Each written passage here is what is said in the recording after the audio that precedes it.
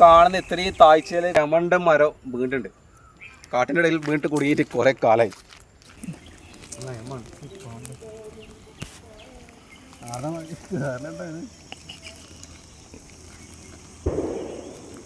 മണ്ണ് ഭയങ്കര സിപ്പാണ്. നമ്മൾ ബിസ്ക്കറ്റ് ഇറങ്ങിയാണ്.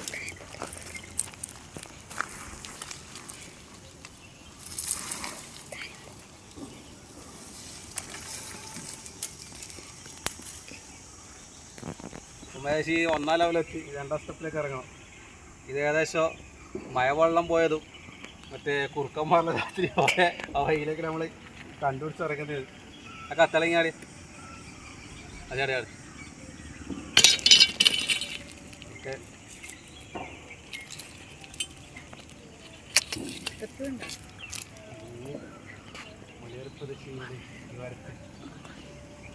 അപ്പോൾ 2 ചെരുപ്പം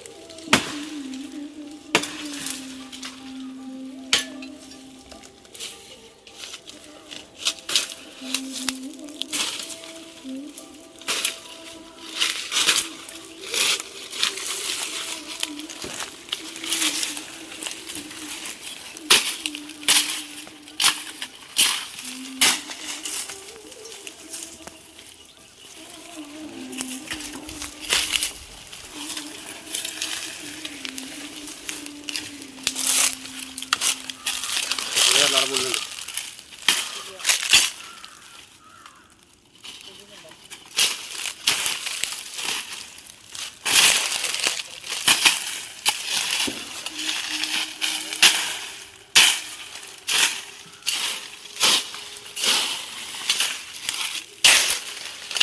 നമ്മളെ പണ്ടത്തെ വഴി വൃത്തിയാക്കളി കാട്ടിലേക്കിടെ ഇങ്ങനെ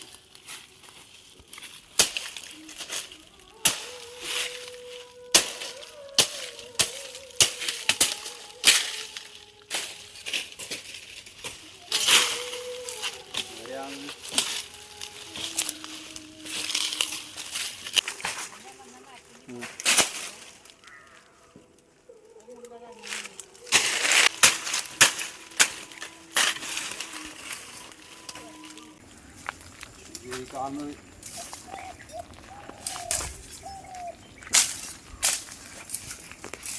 ഈ കാടിൻ്റെ ഇടയിലൂടെ പോകേണ്ടത്. കുറച്ച് ഇങ്ങോട്ട് വാ. കണ്ടേ ഈ കാണി വെല്ല മരം ഉണ്ടല്ലോ, അതാണ് നമ്മൾ എടുക്കേണ്ടത്. ഒരു സീസണിൽ സെറ്റാക്കിയിട്ടുണ്ട്. ഈ കാണുന്ന ഈ ബെല്ലെ മരം നമ്മൾ എടുക്കാൻ പോകുന്നത്. അത് വീട്ടിൽ കുറേയായി. ഇതാ എടുപ്പിച്ച ഇതൊരു ചൊറിയുന്നൊരു സാധനമാണ്. എല്ലാവരും ഇറങ്ങുമ്പോൾ കാട്ടിലിറങ്ങുമ്പോൾ ഇതിൽ തട്ടാണ്ട് നോക്കണം. കുറച്ച് സമയത്തേക്ക് മാറ്റി പുണ്ണാക്കാം. ചെറിയ പീസ് എല്ലാവരും അങ്ങോട്ടേക്ക് തട്ടി ഇളക്കിട്ട്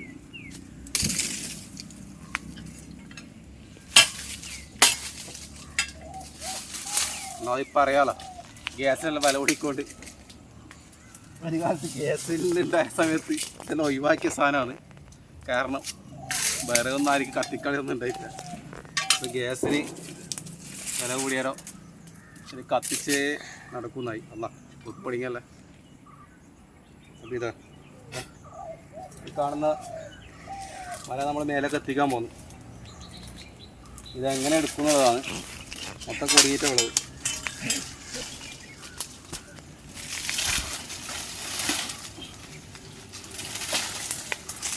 തട്ടി ഇളക്കേണ്ട അവസ്ഥയുള്ളത്.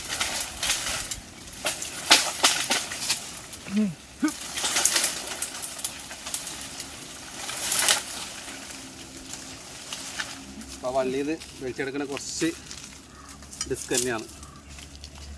അത് നമുക്ക് ഇതിലൊന്ന് കൊത്തി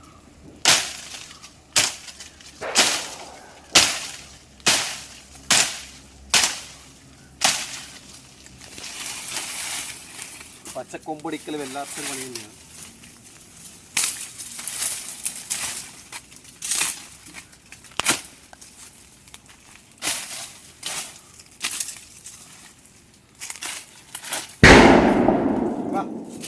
ഹാപ്പി വിഷു.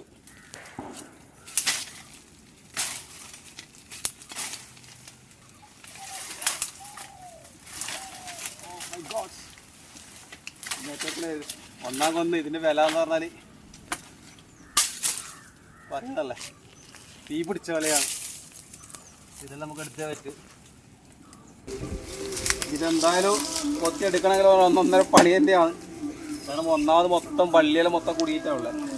നമ്മൾ ചെറുത് മാത്രം കൊത്തിയെടുത്തിട്ട് ഇതെടുക്കേണ്ട പരിപാടിയാണ്. ഇത് അനങ്ങുന്നില്ല. അതിലൊക്കെ മുള്ളും പണ്ടാറ് മുള്ളും പള്ളിയെല്ലാം ഉണ്ട്.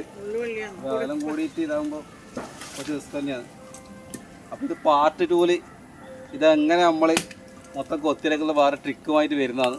അപ്പോൾ തലക്കായ ഒരു ഇൻട്രോ മാത്രമാണ്. അപ്പോൾ കണ്ടത് അങ്ങനെ ഫുള്ളായി കൊത്തിയെടുക്കുന്നത്. അപ്പോൾ അതിന് വെയിറ്റ് ചെയ്യും. ഓക്കെ.